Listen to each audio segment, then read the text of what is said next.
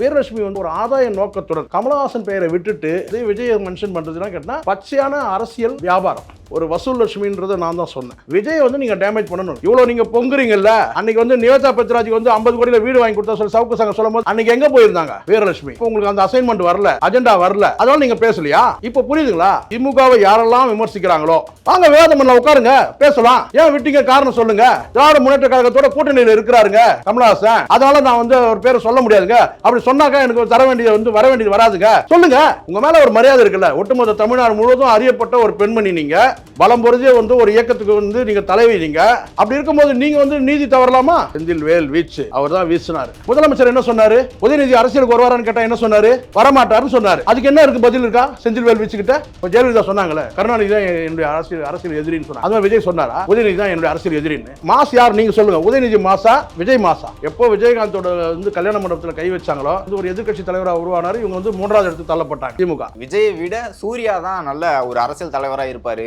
அதிமுக ஆட்சி காலத்துல மட்டும் பொங்கி வழிஞ்சார்ல, இப்ப எங்க போயிட்டாரு? இப்ப எங்க சூர்யா எங்க போனாரு? அப்படிதான் சவுக்கு சங்கம் சொன்னது. விஜய் எதிர்த்து அரசியல் கட்சி தொடங்குவேன். அதான் கட்சி ஆரம்பிச்சிருக்காரு உள்ள.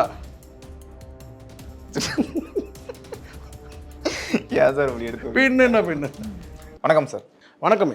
வீரலட்சுமி அவர்கள் இன்றைக்கு ஒரு புகார் கொடுத்திருக்காங்க. விஜய் சினிமாவில் இருக்கக்கூடிய நடிகர்கள் நடிகைகள் அவங்கள்ட்ட வந்து கொக்கைன் பார்ட்டி இருந்திருக்கு, அதில் வந்து விஜயும் தலையீடு இருக்குது அப்படிங்கிற மாதிரி ஒரு புகார் ஒன்று கொடுத்துருக்காங்க.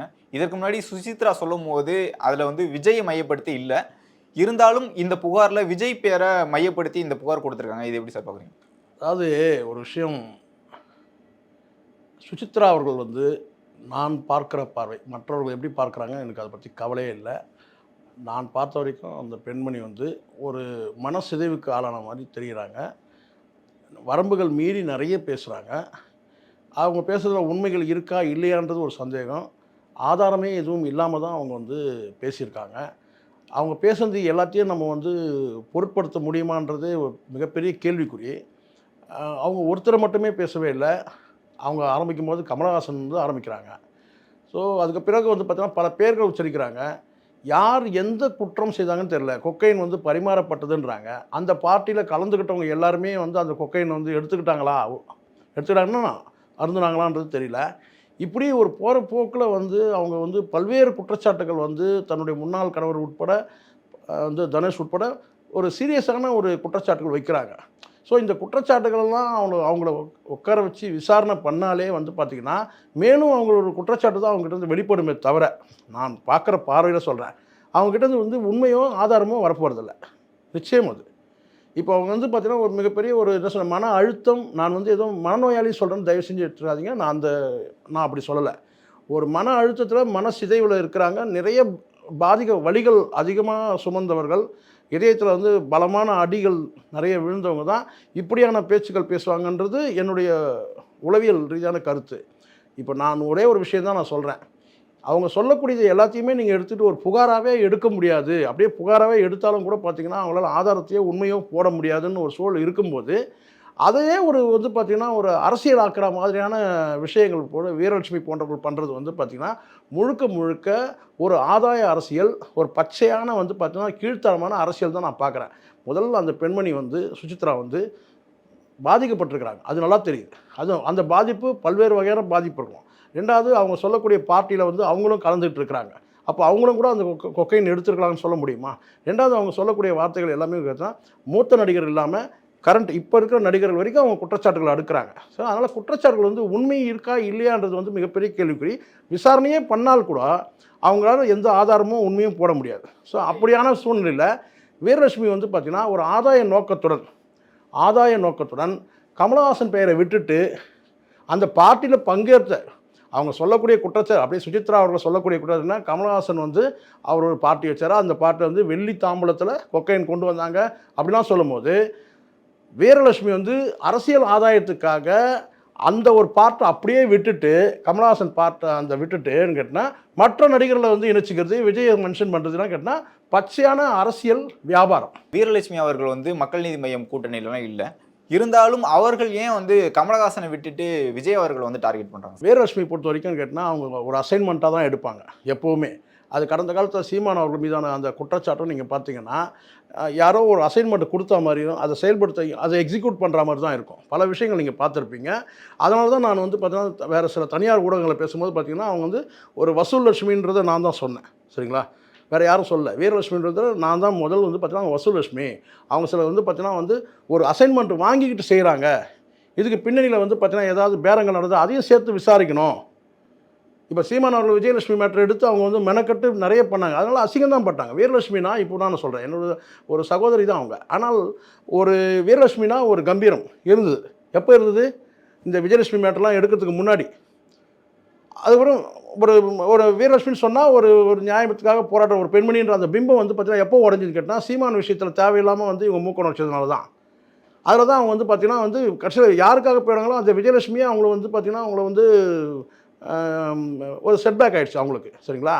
அதனால் இதில் வந்து பார்த்திங்கன்னா மீண்டும் வந்து பார்த்திங்கன்னா இவங்க வந்து திராவிட முன்னேற்ற நமக்கு ஒரு சந்தேகமே வருது. என்னென்னு கேட்டிங்கன்னா இந்த விஷயத்தில் நீங்கள் எடுத்துங்க, நியாயமான ஒரு பெண்மணியாக இருந்தால் நான் சொன்ன மாதிரி நீங்கள் வந்து ஒரு வசூல் லட்சுமி இல்லைன்னு சொன்னால் ஏன் வந்து நீங்கள் வந்து சென்சார் பண்ணுறீங்க? ஏன் கமலஹாசனை விட்டுறீங்க? மக்கள் நீதி மையம் வந்து இப்போ வந்து திமுக அணியில் இருக்குதுன்றதுனாலயா? ஏன் விட்டுறீங்க? எடுத்தீங்கன்னா அப்போ முழுசாக எடுக்கணும். அப்போ இந்த இடத்துல நீங்கள் வசூல் லட்சுமின்றதை நீங்கள் வந்து பார்த்தீங்கன்னா உறுதி பண்ணுறீங்களா அப்படின்னு ஒரு கேள்வி வருதா இல்லையா? நான் மீண்டும் கூட சொல்கிறேன், அந்த அம்மா நான் கொச்சப்படுத்தணுன்ற விரும்பலை. ஆனால் ஒரு விஷயத்தை நீங்கள் எடுக்கிறீங்கன்னு சொன்னால் அது நியாயப்பார்வையோடு பார்க்கணும். ஏன் வந்து கமலஹாசனை விட்டுட்டீங்க? சுசித்ரா சொன்னது முதல்ல கமலஹாசனை தான் சொல்கிறாங்க. அப்போ கமலஹாசனை விட்டுட்டு நீங்கள் வந்து பார்த்தீங்கன்னா நீங்கள் எங்கேருந்து ஸ்டார்ட் பண்ணீங்கன்னா விஜய்லேருந்து ஸ்டார்ட் பண்ணுறீங்க. அப்போது விஜய் வந்து நீங்கள் டேமேஜ் பண்ணணுங்க. அந்த விஜய் வந்து பார்த்தீங்கன்னா கொக்கைன் பார்ட்டியில் வந்து இவர் கலந்துக்கிட்டு அதை குடிச்சாருன்னு அதை அருந்தினாரு ஏதாவது இருக்கா, ஆதாரம் இருக்கா? அவங்க தான் சொல்கிறாங்கன்னா அதை பகுத்து பார்க்கணும்ல. நீங்கள் உடனே ஒரு ப்ரெஸ் மீட் வச்சு உடனே வந்து பார்த்தீங்கன்னா அது பப்ளிசிட்டி ஒரு சீப் பப்ளிசிட்டி பண்ணணும்னு நினைக்கிறீங்க. இதனால் ஒரு பெரிய ஆளுமைகளை நான் சொல்கிறேன் மீண்டும், கமலஹாசனை சொன்னாலும் கூட அது தவறு. நீங்கள் பார்த்தீங்களா? யாராவது பார்த்தோமா? கமலஹாசன் வந்து வெள்ளி தாம்பலத்தில் வந்து வச்சது அதான் ஆதாரம் இருக்குதா? ஏன் சுசித்ராவுக்கு வந்து சொன்னாங்களே அதில் ஆதாரம் இருக்கா? அது கமலஹாசன் நம்ம ஒரே பார்வையில் பார்க்கணும், விஜய் நீங்கள் ஒரே பார்வையில் பார்க்கணும், வேறு யாராக இருந்தாலும் ஒரே பார்வையில் பாருங்கள், பிரித்து பார்க்காதீங்க. ஒரு ஆளுமைகள் அவங்க வந்து பார்த்தீங்கன்னா வந்து ஒரு சீரியஸான ஒரு குற்றச்சாட்டு அவங்க சொல்கிறாங்கன்னு சொன்னால் அதுக்கு ஆதாரமும் கிடையாது. அதை நீங்கள் வந்து பார்த்தீங்கன்னா ஒரு அரசியல் கட்சி வந்து ஒரு இயக்கத்தை நடத்துறீங்க, ஒரு பொறுப்பு ஒன்று இல்லை. வீரலட்சுமினா வந்து பார்த்தீங்கன்னா அது ஒரு பிம்பத்துக்கு ஒரு மரியாதை இருக்குல்ல. போகிற போக்கில் நான்காம் தர பெண்மணி மாதிரி வந்து பார்த்தீங்கன்னா உடனே அவங்க சொல்லிட்டாங்க அதை விசாரிக்கணும்னா அது வந்து பார்த்தீங்கன்னா நீங்கள் கோரிக்கை வைக்க வேண்டியதே இல்லை. காவல்துறை அந்த வேலையை செய்யும். சவுக்கு சங்கரத்துக்கு உள்ள தூக்கி போட்டு விசாரணை பண்ணிட்டு இருக்கிறாங்க. அந்த வேலையை அவங்க செய்வாங்க. நீங்கள் சொல்லக்கூடியது வந்து அப்படியே நீங்கள் ஒரு குற்றச்சாட்டு நீங்கள் ஒரு வேண்டுகோள் வைக்கிறீங்க, அந்த வேண்டுகோளாக ஒரு நியாயம் வேணும்ல. கமலஹாசனை விட்டுருவீங்க, விஜய் பிடிச்சிப்பீங்களா? அப்போ அரசியல் பண்ணுறீங்களா?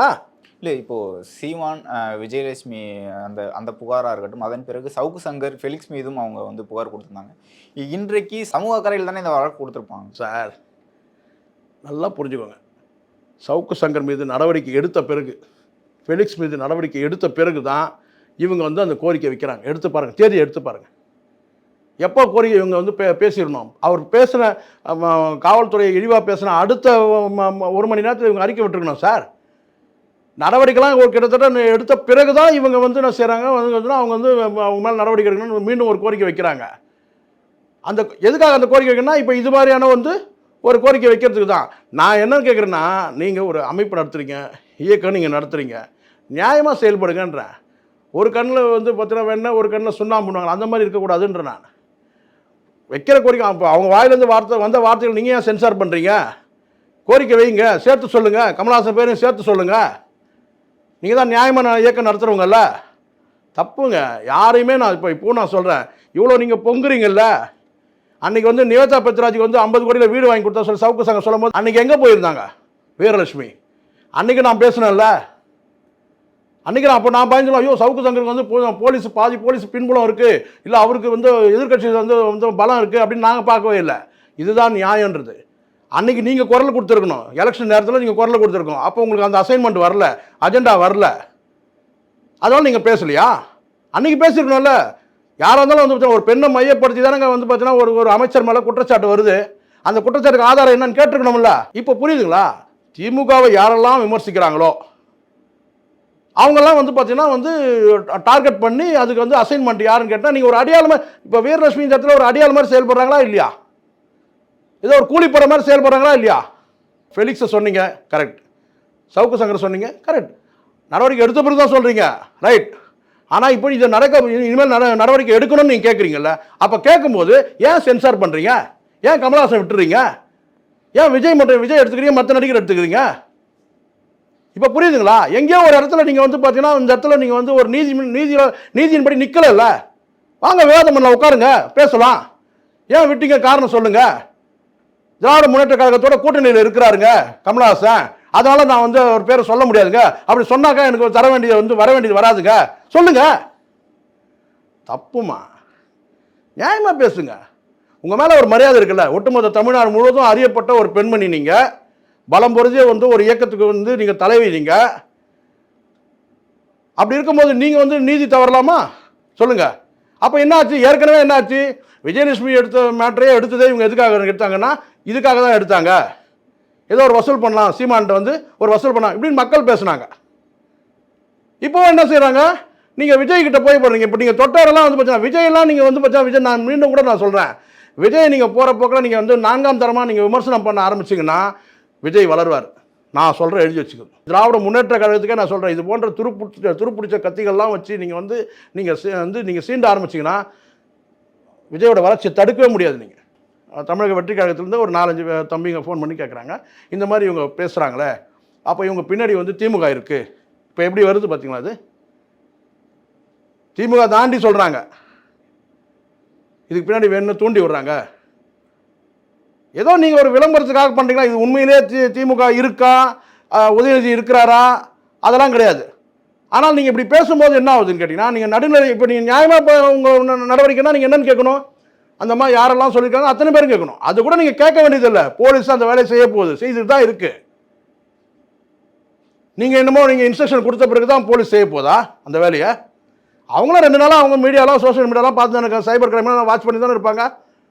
அதெல்லாம் அவங்க முகாந்திரம் இருக்கா? எந்த ரூட்டில் என்ன பண்ணுறது, ஒரு ஆதாரம் இல்லை. யார் வேணாலும் குற்றச்சாட்டு சொல்லிட்டு போயிட்டே இருக்கலாங்க. ஆதாரம் வேணும்ல. 2 நாட்களுக்கு முன்பு வந்து சீமான் அவர்கள் ஒரு பேட்டியில் சொல்லியிருந்தாங்க. என்ன சொல்லுவாங்கன்னா, சீமான் விஜய் கூட்டணி அமையுமான்னு கேட்கும்போது ஐ எம் வெயிட்டிங் அப்படின்னு சொல்லியிருந்தாரு. அதன் பிறகு பல்வேறு ஊடகங்களில் விவாதிக்கக்கூடிய நபர்கள் என்ன சொல்றாங்கன்னா, சீமான் விஜயை விமர்சிச்சிருக்காரு, இதை பாருங்க, இப்போ எப்படி கூட்டணி வந்து சரியா இருக்குமா அப்படிங்கிற மாதிரி சொல்றாங்க. அவர் நம்ம தம்பி ஒரு செந்தில் வேல் வீச்சு தானே, செந்தில் வேல் வீச்சு, அவர் தான் வீசினார். நான் கேட்குறேன், மனசாட்சி இருந்தால் என்னுடைய ஒரே ஒரு கேள்வி, சீமான் அவர்கள் சொன்னார் ரஜினிகாந்தையும் கமலஹாசனும் அடிக்கிற அடியில் அடுத்து எந்த நடிகனும் வரக்கூடாது. நானும் பார்த்தேன், அதை அவருடைய காணொலி நானும் பார்த்தேன், செந்தில் வேல் வீசுதை நான் பார்த்தேன். அதுக்கு பிறகு அவர் கேட்குறாங்க விஜயும் சேர்த்தன்னு கேட்டால் ஆமாங்கிறாரு. சரிங்களா? அன்னைக்குள்ள விஜயோட நிலைமை என்ன? அன்றைக்கி அவர் அரசியல் கட்சி தலைவராக வரவே இல்லை. அன்றைக்கி அவர் நீங்கள் சொன்னீங்களே அப்படின்னு சொன்னால் நான் சொல்லட்டுமா? செந்தில் வேல் வீச்சு நெஞ்சில் கை வச்சுக்க சொல்லுங்கள், இப்படியே நெஞ்சில் கை வச்சுக்க சொல்லுங்கள். நான் கேட்குற ஒரே ஒரு உரிமையோடு கேட்குறேன், என் தம்பி தான் கேட்குற ஒரே ஒரு கேள்விக்கு பதில் சொல்லுங்கள். முதலமைச்சர் என்ன சொன்னார்? உதயநிதி அரசியலுக்கு வருவாரான்னு கேட்டால் என்ன சொன்னார்? வரமாட்டாருன்னு சொன்னார். அதுக்கு என்ன இருக்குது, பதில் இருக்கா? செந்தில் வேல் வீச்சுக்கிட்ட என் குடும்பத்திலேருந்து யாருமே வரமாட்டாங்க, யார்? ஆமாம், ஒட்டுமொத்தமாக சொன்னார். பதில் இருக்கா? செந்தில் வேல் வீச்சுக்கிட்ட பதில் இருக்கா? கனிமொழி என்ன சொன்னாங்க? டாஸ்மாகில் இளம் விதவைகள் உருவாகிறாங்க. இப்போ இளம் விதவைகள் உருவாகலையா? செந்தில் வேல் வீச்சு பேசுவாரா? சும்மா வந்து பேசுனதுக்கு எல்லாத்தையும் கேட்டு இருந்தாக்கா அப்புறம் நம்மளும் நான் இன்னும் கூட பல கேள்விகள் இருக்குது. அது நான் வந்து ஒரு குறிப்பிட்ட அரசியல் கட்சியை நான் சங்கடப்படுத்த விரும்பவே இல்லை. செந்தில் வேல் வீச்சு வந்து பேசுறதுக்கு முன்னாடி நாம் என்ன பேசுகிறோம், அதனுடைய பின்னடைவு எப்படி இருக்கும், பேக் ஃபயர் எப்படி, இதெல்லாம் பார்த்துட்டு பேசணும்.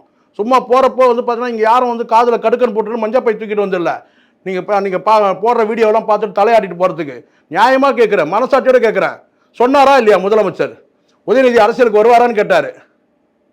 அதுக்கு என்ன சொன்னார்? என் குடும்பத்தில் யாரும் வரமாட்டாங்கன்னு சொன்னார். இப்போ எப்படி அமைச்சராக இருக்கிறாரு?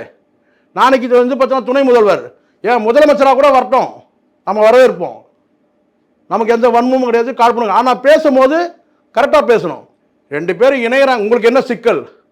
அப்படியே சீமான் அவர் சொன்ன, சீமான்ட்டு நீங்கள் கேள்வி கேட்குறீங்கல்ல, அதே செந்தில் வேல் வச்சுக்கிட்ட நான் இந்த கேள்வி கேட்குறேன், பதில் சொல்ல முடியுமா? முடியாது இல்லை, அவ்வளோதான். சார், இப்போ அதே மாதிரி விஜய் அவர்கள் அரசியலுக்கு வராரு, விஜயை விட சூர்யா தான் நல்ல ஒரு அரசியல் தலைவராக இருப்பார், இன்னொரு பேச்சு போயிட்டு இருக்குல்ல சார், இது எப்படி சார் பார்க்குறீங்க?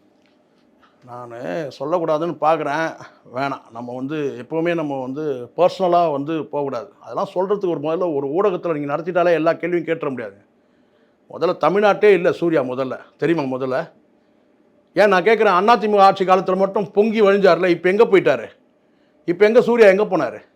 பாம்பேலே போய் செட்டில் ஆயாச்சு. தமிழ்நாட்டுக்கே தொடர்பு இல்லைங்க.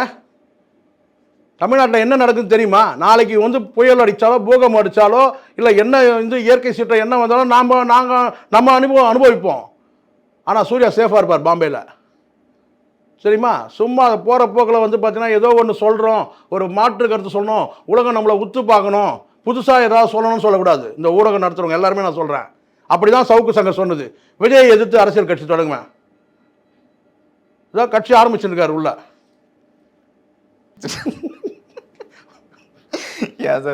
பின்னு என்ன பின்னு? இப்போ விஜய் அவர்களை விட சூர்யா அவர்கள் வந்து அரசியல் தெளிவானவர் அப்படின்னு ஒரு தொடர்ந்து சொல்லிட்டு தானே சார் இருக்காங்க. அவர் வந்து நிறைய மாணவர்களை படிக்க வைக்கிறாரு அப்படிங்கிற மாதிரி சொல்லிட்டு இருக்காங்க. சார் பிரச்சனை என்னன்னா, உங்களுக்கு தெரியுமா பழைய சத்திரம் இன்றைக்கி நேரத்தில் சார் சிவகுமார் வந்து அந்த காலத்துலேருந்து 200 ரூபாயிலேருந்து 1000 ரூபாயிலேருந்து 2000 ரூபாயிலேருந்து பள்ளி மாணவர்களுக்கு வந்து காலமாக வந்து பார்த்தீங்கன்னா வந்து ரிசல்ட் வந்தாலே அதை செய்வார் சிவகுமார். அதை பின்தொடர்ந்து தான் இவர் வந்து சூர்யாவும் செய்கிறார். சரிங்களா? ஏழை பள்ளி மாணவர்களுக்கு வந்து பார்த்தீங்கன்னா வந்து அந்த அறம்ன்ற அந்த ஒரு ட்ரஸ்ட்டு வச்சு அவர் பண்ணுறாரு. இந்த ட்ரஸ்ட்டு வச்சு பண்ணுறதுன்றது வந்து ட்ரஸ்ட்லாம் இல்லாமையே கூட அவர் பண்ணிட்டு வந்தார். சரிங்களா? அதுக்கு பிறகு ட்ரஸ்ட்டில் வரும்போது பார்த்தீங்கன்னா பல விதமான விஷயங்கள் நடக்குது சார். சரிங்களா? அது நம்ம அதுக்குள்ளே நான் போகவே விரும்பல. எல்லாத்தையும் நம்ம கலங்கப்படுத்த விரும்பவும் இல்லை. நான் ஒரு நல்லது நடக்குது, 10 பேர் நல்லது நடக்குது, அது நம்ம போயிடும். சரிங்களா? நன்மை செய்கிறது தான், நான் இல்லைன்னு சொல்ல. ஒரு சமூக சேவைன்ற அந்த வழியில் வந்து நான் நன்மை செய்கிறது வேறு, அரசியல் களத்துக்கு வர்றது வேறு. அப்படி பார்த்தாங்கன்னு கேட்டால் இதெல்லாம் வந்து ஒரு கலப்பணியாக கூட நான் எடுத்துக்கிறேன். நான் இப்போ சூர்யா அவர்கள் செய்யறது கூட கலப்பணியாக கூட எடுத்துக்கிட்டேன். வரட்டுமேன்ற நான் வந்தால் நல்லது தானே. இப்போ விஜய் வந்திருக்காருன்னா அவர் வரக்கூடாதா? வரட்டும், சூர்யாவும் வரட்டும். இங்கே யாரும் வந்து பார்த்தீங்கன்னா, ஆனால் இங்கே வந்து பார்த்தீங்கன்னா ஒரு போட்டியான ஒரு பிம்பத்தை கட்டுறீங்க தெரியுமா? அதுதான் நான் விரும்பல. அஜித் கூட வரட்டும் சார், அரசியல் வரட்டுமேன்ற நான். ஆனால் இது ஒரு போட்டி பிம்பமாக வந்து பார்த்தீங்கன்னா இவருக்கு போட்டி அவர் வருவார் அவருக்கு, அதுதான் நான் விரும்பலை. இங்கே சீமானுக்கு எதிராகவே வந்து பார்த்தீங்கன்னா போட்டியாக கட்டமைக்கிறாங்க விஜயை. சரிங்களா? இவன் வந்து பார்த்தீங்கன்னா சீமான்ட்டு அப்படியான கேள்விகள் தான் கேட்கப்படுது. அதுக்கு தான் அவர் சொல்கிறார் என்னென்னு கேட்டால், உங்களுக்கு சேர்றது விருப்பம் இல்லைல்ல, கூட்டணி தானே இத்தனைக்கும். கட்சியில் போய் இணையில, அவர் இவரோட கட்சியில் இணையில, கூட்டணி சேர்றதே நீங்கள் விரும்பல. அண்ணனும் தம்பியும் நீங்கள் ஒன்றா சேரக்கூடாதுன்னு நினைக்கிறீங்க, அதானே அப்படின்னு கேட்குறாரு. சார், ஊடகங்களை பொறுத்த வரைக்கும் விஜயகாந்த் அவர்கள் மீது அதிகமான ஒரு விமர்சனம் வச்சாங்க. அதனால தான் விஜயகாந்த் அவர்களோட அரசியல் வந்து இந்த நிலைக்கு போணுச்சு அப்படின்னு குற்றச்சாட்டு இருக்குது. அதே மாதிரி சீமான் அவர்கள் மீதும் சின்ன திருத்தம் என்னன்னு கேட்டால், திமுக வந்து பார்த்தீங்கன்னா யார் மேலெலாம் எந்த நடிகர்னு யாரெல்லாம் அரசியல் கட்சி தொடங்குறாங்களோ அவங்க மேலே வந்து பார்த்தீங்கன்னா இந்த மாதிரியான நடவடிக்கைகள் எடுப்பாங்க. எப்போ விஜயகாந்தோட வந்து கல்யாண மண்டபத்தில் கை வச்சாங்களோ அப்போ தான் விஜயகாந்த் வந்து பார்த்தீங்கன்னா வந்து மக்கள் தலைவராக மாறினார். அது மாதிரி கேட்டால் அந்த மாதிரி ஊடகங்கள் மூலமாகவும் சரி, இல்லை அதிகாரத்தை பயன்படுத்தி இந்த மாதிரி ஒரு வன்மமான ஒரு செயல் பண்ணுவாங்க. அப்புறம் வந்து அதனால தான் வந்து பார்த்தீங்கன்னா அவர் வந்து ஒரு எதிர்க்கட்சி தலைவராக உருவானார். இவங்க வந்து 3வது இடத்துக்கு தள்ளப்பட்டாங்க திமுக. அதனால் கேட்டால் என்னை கேட்டால் காலம் மாறி வருது. தேவையற்ற வந்து பார்த்தீங்கன்னா வந்து ஒரு எதிர்ப்பு அலையை வந்து திமுக உருவாக்கக்கூடாது. தேவையற்ற இப்போ நான் கேட்குறேன், இது வரைக்கும் வந்து பார்த்தீங்கன்னா விஜய் வந்து திமுகவுக்கு நாம் அறியப்படுறது, நாம் புரிந்து கொள்வது என்னன்னு கேட்டிங்கன்னா திமுகவுக்கு எதிராக தான் இவர் அரசியல் கட்சி தொடங்கியிருக்கிறாருன்னு சொல்லிட்டு. ஆனால் விஜய் இன்னும் தன்னுடைய அரசியல் எதிரி யாருன்றதை டிக்ளேர் பண்ணவே இல்லை. இந்த நிமிஷம் வரைக்கும் பேசவே இல்லை. இனிமேல் தான் பேச போகிறார். தன்னுடைய அரசியல் வந்து எதிரி யாருன்றதை, நண்பர் யாருன்றதை வேணால் கூட ஒரு அரசியல் புரசலாக வந்துடுச்சு சீமான், அரசியல் நண்பர். ஆனால் அரசியல் எதிரி யாருன்றதை இன்னும் டிக்ளேர் பண்ணவே இல்லை. அது கூட நீங்களே ஏன் முடிவு பண்ணிக்கிறீங்க? சரி, இதே மாதிரி பேச்சாளர்கள் வந்து கமலஹாசன் கட்சி தொடங்கும் போதே கமலஹாசனை எதிர்ப்பு. அதுதான் சார், அதுதான் கமலஹாசன். இன்றைக்கு அவர்கள் ஏன் சார் ரஜினியே வந்து பார்த்தீங்கன்னா விமர்சனம் பண்ணுவாங்க. இன்றைக்கு கமலஹாசனை திமுக கூட்டணி, அதுதான், அது வந்து அவருடைய விதிவசம். அது நான் தான் சொல்கிறேனே, கமலஹாசன் எடுத்த நிலைப்பாடு. அப்படி பார்த்து நான் என்ன சொன்னேன், விஜயகாந்த் கூட பார்த்தீங்கன்னா ஒரு கட்டத்தில் வந்து பார்த்தீங்கன்னா கலைஞர் வந்து உங்களுக்கு தெரியுமா, உங்களுக்கு 50 சீட்டுக்கு மேலே தரத்துக்கு ரெடியாக இருந்தார். பணத்தை விட்டுருங்க, கூட்டணிக்கு வச்சார். ஆனால் அந்த கூட்டணிக்கு போகாத மக்கள் நல்ல கூட்டணி வச்சார். அது வெற்றி தோல்வின்றது வேறு விஷயம். ஜெயலலிதாவை காட்டிலும் கூடுதல் சீட்டு கொடுக்குறேன்னு சொல்லி கூட்டணிக்கு கூப்பிட்டார். அந்த கூப்பிட்ற நிலைமைக்கு கொண்டு வந்தார்ல விஜயகாந்த். அங்கே விஜயகாந்தை நீங்கள் பாராட்டணும். ஆனால் இவங்க வந்து ஆரம்பத்தில் வந்து எந்த விஜயகாந்தை எதிர்த்தாங்களோ, விஜயகாந்துக்கு திருமண மண்டபத்தை உடைச்சாங்களோ, அதே விஜயகாந்த் வந்து பார்த்தா பழம் நழுவி பாலில் விழுன்ற அந்த வார்த்தையை சொல்லி 50 சீட்டுக்கு மேலே வந்து கொடுக்கறதுக்காக தயாராக தான் இருந்தார். ஆனால் விஜயகாந்த் தான் போகலை. அவர் மக்கள் நல கூட்டணிக்கு போயிட்டார். அந்த அரசியல் சரி தவறுன்றதுக்கு அது வேறு விஷயம். ஆனால் கூப்பிட வச்சாங்கல்ல, ஏன் அந்த நிலை உங்களுக்கு நாளைக்கு வரக்கூடாது? சார் 2026 தேர்தலில் வந்து உதயநிதி முதலமைச்சர் அப்படின்ட்டு திமுக முன்னிறுத்தினா அவருக்கு எதிராக இருப்பார் விஜய் அப்படிங்கிறதுனால தான் இன்னைக்கு இந்த மாதிரி அதுதான் சார், அது வந்து மக்களால் புரிந்து கொள்ளப்படுது, உங்களால் என்னால் புரிந்து கொள்ளப்படுது. ஆனால் விஜய் டிக்ளேர் பண்ணாரா? விஜய் டிக்ளேர் பண்ணல. இயல்பாகவே வந்து புரிந்து கொள்ளப்படுறது என்ன கேட்டால் ஒரு அண்டர்ஸ்டாண்டிங் எல்லாருக்கும் என்னன்னு கேட்டால் அதுக்காக தான் இருக்கும்னு நீங்கள் அது நானும் கூட அது மாதிரி எதிர்பார்க்குறேன். ஆனால் விஜய் இன்னும் டிக்ளேர் பண்ணல. அப்போ விஜய் டிக்ளேர் பண்ணுறதுக்கு முன்னாடி நீங்களே ஏன் தள்ளி விட்றீங்க? இந்த வீரலட்சுமி மாதிரி ஆட்கள் எல்லாம் நான் சொல்கிறேன், பொதுவாக சொல்கிறேன், இந்த திராவிட இயக்க ஊடகங்கள் நீங்களே ஏன் ஒரு முடிவுக்கு வந்துடுறீங்க? ஏன் ஒரு அதிமுக எதிர்த்து கூட அரசியல் கட்சி தொடங்கலாம். நீங்களும் முடிவுக்கு வந்து ஒரு அரசியல் எதிரியாக ஏன் ஆக்கிறீங்கன்னு கேட்குறேன் நான். இப்போ நான் சொல்கிறேன்னு கேட்டேன்னா மாஸ் யார் நீங்கள் சொல்லுங்கள், உதயநிதி மாசா விஜய் மாசா? ஒரு மாஸ் லீடர்ஷிப் எடுத்துங்க. நீங்கள் கட்சி இருக்கட்டும் சார், கட்சி வலுவை வந்து கட்டமைப்பு கூட இருக்கட்டும், திராவிட முன்னேற்ற பாரம்பரியம் கட்சியாக கூட இருக்கட்டும், இதெல்லாம் ரைட். மக்கள் பாப்புலாரிட்டி யார்கிட்ட இருக்குது இப்போ புரியுதுங்களா? இது மக்கள் சொல்லுவாங்க, இதுக்கு நான் கேட்ட கேள்விக்கு மக்கள் பதில் சொல்லுவாங்க. அப்போ நீங்கள் ஏன் இந்த துண்டு துக்குறாங்கலாம் வந்து பார்த்தீங்கன்னா நீங்கள் வந்து எதிரி ஆக்கிறீங்க? அவர் இணைஞ்சு கூட போனாலும் ஒரு கட்சி ஆகிட்டு கூட ஒரு எதிர்கட்சி வரிசையில் கூட வரலாம். இப்போ நான் அதிமுக கூட்டணி வச்சாரு, கூட்டணி வச்சு எதிர்கட்சியாக வந்து உட்காந்தாரு. அதுக்கப்புறம் முரண்கள் வந்து ஜெயலலிதாவுக்கும் விஜயகாந்துக்கும், அது வேற. ஆனால் கூட்டணி வச்சு தானே எதிர்கட்சி ஆனாரு. அப்போ ஏன் நீங்கள் வந்து பார்த்தீங்கன்னா ஆரம்பிங்க அவர் உள்ள நுழையும் போதே எதுக்கு வந்து இந்த மாதிரியான வந்து பார்த்தீங்கன்னா வந்து அடியாட்கள் கூலி ஆட்களை வச்சு வந்து பார்த்தீங்கன்னா வந்து வன்மத்தை கொட்டுறீங்க? சீமான் அவர்களுக்கு பிஜேபி பி டீம் அப்படின்னு ஒரு குற்றச்சாட்டு இருந்துச்சு. விஜய் அவர்களுக்கும் இந்த குற்றச்சாட்டு வருமா சார்? ஒரே ஒரு விஷயம், இங்கே யாரும் ஒன்று சொல்கிறேன், இங்கே யாரும் பி டீம்லாம் கிடையாது. வெளியிலேருந்து பார்க்கறதுக்கு அந்த மாதிரி தெரியும், இவர் பி டீமு, அவர் ஏ டீமு, பி டீம், அதெல்லாம் கிடையாது. எல்லாம் வந்து பார்த்தீங்கன்னா அவங்க அரசியல் அவங்க பண்ணுறாங்க. அப்படி சொன்னால் தான் அடுத்த கட்ட நகருக்கு போகாமல் இருப்பாங்க, தங்களை மிஞ்சி போகாமல். அது கிட்டத்தட்ட பிஜேபி அந்த வேலையை பண்ணுச்சு. ஆதரித்து ஒரே ஒரு அறிக்கை விட்டால் போதும் பி டீம். அது நாளைக்கு இவங்களுக்கு கூட சொல்லுவாங்க, விஜயோட பி டீம் தான் வந்து சீமானோட பி டீம் தான் வந்து விஜய் சொல்லுவாங்களா? அது இப்போ தான் அந்த வார்த்தையெல்லாம் நம்ம வந்து பார்க்குறோம். யாருக்கும் எந்த டீமும் கிடையாது. அவங்கவுங்க அரசியலாக அவங்கவுங்க பண்ண போகிறாங்க. தேவையில்லாமல் வந்து பார்த்தீங்கன்னா ஒரு எதிர்ப்பு அலை வந்து இப்போது 2026 மெல்ல மெல்ல நான் ஒரு பத்திரிகையாளராக நான் பார்க்குறேன். இது முதலமைச்சர் அவர் கவனத்துக்கு எவ்வளோ தூரம் போவோம், இல்லை உதயநிதி அவர்கள் கவனத்துக்கு எவ்வளோ தூரம் போகும்னு தெரியல. இந்த துண்டு துக்குறா இந்த திராவிட இயக்க ஊடகங்கள் மெல்ல மெல்ல மெல்ல மெல்ல ஒரு திமுக ஒரு எதிர்ப்பு அலையை உருவாக்குறாங்க. இன்றைக்கி நான் சொல்கிறேன், இந்த நாடாளுமன்ற தேர்தல் வேறு பார்வையில் பார்க்கப்படுது. நீங்கள் 35 சீட்டில் 40 சீட்டு கூட நீங்கள் வந்து வெற்றி பெற, ஆனால் அதே நிலைப்பாடு வந்து சட்டமன்ற தேர்தலில் இருக்குன்னு நீங்கள் எதிர்பார்க்காதீங்க. மெல்ல மெல்ல வந்து பார்த்தீங்கன்னா முழுக்க மாநில வந்து பார்த்தீங்கன்னா பிரச்சனைகள் முன்னிறுத்தியே வந்து பார்த்தீங்கன்னா வந்து சட்டமன்ற தேர்தல் இருக்குது, சரிங்களா? அதனால் வந்து பார்த்தீங்கன்னா ஒரு எதிர்ப்பு அலையை வந்து நீங்களே உருவாக்குறதுக்கு இந்த துண்டு துக்கடெல்லாம் கொஞ்சம் வந்து அடக்கி வச்சா நல்லது. திராவிட இயக்க ஊடகம் சொல்கிறேன், நீங்களே ஒரு முடிவுக்கு வந்துடாதீங்க. விஜய் அரசியல் கட்சி வந்து பார்த்தீங்கன்னா உதயநிதிக்கு எதிரானது. அப்போ விஷால் ஆரம்பித்தார்னா அது யாருக்கு எதிரானது? நான் தெரியாமல் தான் கேட்குறேன். அப்போ அது யாருக்கான எதிர்ப்பு அரசியல் சொல்லுங்கள்? சரி, சூர்யா வராருன்னு ஒருத்தர் ஒரு பைத்தியம் சொல்லுது இல்லை, சூர்யாவே சொல்லலை, ஒரு பைத்தியம் சொல்லுது சூர்யா வராரு. சரி, சூர்யா வராரு, அது யாருக்கானது? எல்லாமே வந்து உதயநிதிக்கு எதிரானது. என்னங்க நீங்கள் தேவையில்லாமல் வந்து ஒரு அரசியல் எதிரிகளை மறுபடியும் நான் சொல்கிறேன், ஒரு நல்ல ஒரு அறிவுபூர்வமான செயல் கிடையாது நீங்கள் வந்து எதிரிகளை உருவாக்குறது. ஏன் நீங்களே உருவாக்கிறீங்க எதிரிகளை? அது அந்தளவுக்கு வந்து பார்த்தீங்கன்னா ஒரு அறிவுபூர்வமான செயல் கிடையாது. நீங்களே கிரியேட் பண்ணி அவங்க டிக்ளேர் பண்ணிட்டோம், இவர் தான் என் அரசியல் எதிரி. இப்போ ஜெயலலிதா சொன்னாங்களே, கருணாநிதி தான் என்னுடைய அரசியல் எதிரின்னு சொன்னாங்க. அது மாதிரி விஜய் சொன்னாரா உதயநிதி தான் என்னுடைய அரசியல் எதிரின்னு? அப்போ எதுக்காக இந்த மாதிரி ஒரு வன்மம்? இதுக்காக வந்து பார்த்தீங்கன்னா இப்படிலாம் நீங்கள் சொன்னீங்கன்னா அதெல்லாம் நம்பப்படுமா சார்? நான் கேட்குறேன். ஒரு பார்ட்டி வச்சாங்க, பார்ட்டியில் வந்து பார்த்தீங்கன்னா வந்து கொக்கைன் பை, இதுக்கெல்லாம் வந்து பார்த்தீங்கன்னா அடிப்படாதான். அது வந்து பைல்வான் ரங்கநாதனால் மிகவும் பாதிக்கப்பட்ட பெண்ணாக இருக்கிறாங்க. அவர் பேசின சில வந்து சொல்லக்கூடிய சில வந்து அவர் பேசிய வார்த்தைகள்லாம் வந்து காயப்பட்டவங்களாம் அவங்க இருக்குது. அதுலேருந்து ஆரம்பிக்குது, பைல்வான் ரங்கநாதன்கிட்ட தான் ஆரம்பிக்குது. அதில் காயப்பட்டிருக்கிறாங்க. காயப்பட்ட பெண்மணி சொல்கிறத வச்சு நீங்கள் வந்து பார்த்தீங்கன்னா ஒரு முடிவுக்கு வரீங்களே எப்படின்னு கேட்குறேன் நான். அது தப்புன்றேன் நான். சரிங்க சார், இவ்வளோ நேரம் உங்களுடைய நேரத்தை ஒதுக்கி உங்களுடைய கருத்துக்களை தெரிவித்ததுக்கு மிக்க நன்றி. நன்றி.